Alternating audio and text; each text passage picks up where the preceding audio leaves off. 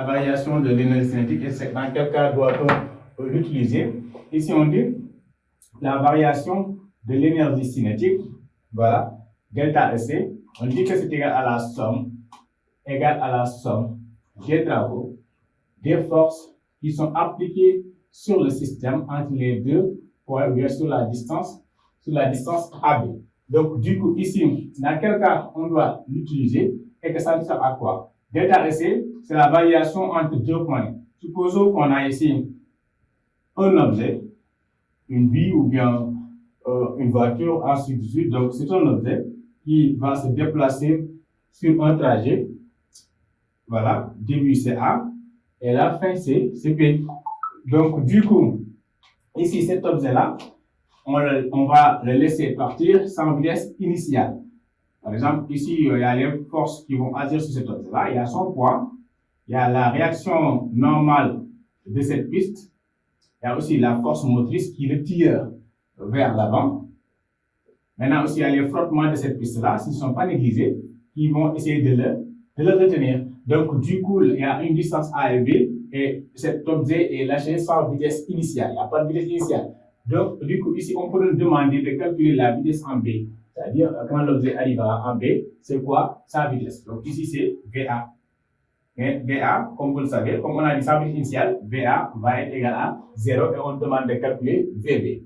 Mais dans ce cas, on pourra utiliser le théorème de l'énergie cinétique parce que si on parlait de l'énergie potentielle, pourquoi ça ne servait à rien du tout? Parce que comme les deux positions A et B sont sur la même hauteur, donc du coup la différence va donner 0. Et dans ce cas, ça ne servira à rien du tout parce que l'énergie potentielle pesante va être égale à 0 partout. Donc du coup ici on voit que c'est l'énergie cinétique qui va nous servir plus à trouver cette vitesse-là. D'autant plus que la variation de l'énergie cinétique, on dit que 1 demi de M VB carré moins 1 demi de M VA carré, donc la variation de l'énergie cinétique entre le point B et le point A, est égale à la somme des travaux des forces. Ici, les forces, on a le travail du poids, plus le travail de la force motrice, plus le travail de la réaction normale, plus aussi le travail des forces de frottement. Maintenant ici, on sait que si une force est perpendiculaire au déplacement, donc le travail de cette force-là s'annule.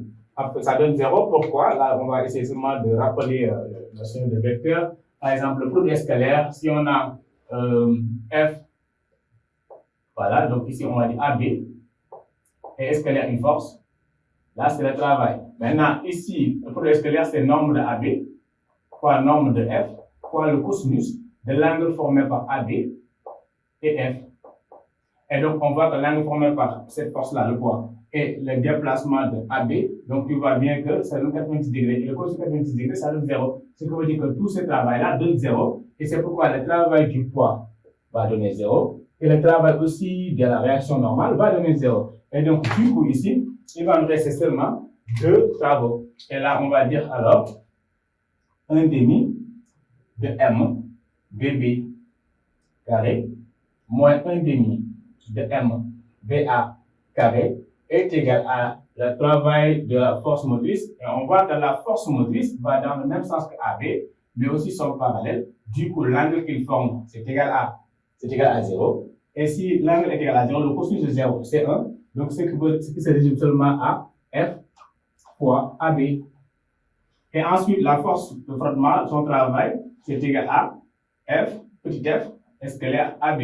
Et petit f scalaire AB, on voit que l'angle qu'il forme, comme les deux sont parallèles, mais de sens opposé, l'angle c'est 180 degrés. Et le cosinus de 180 degrés est égal à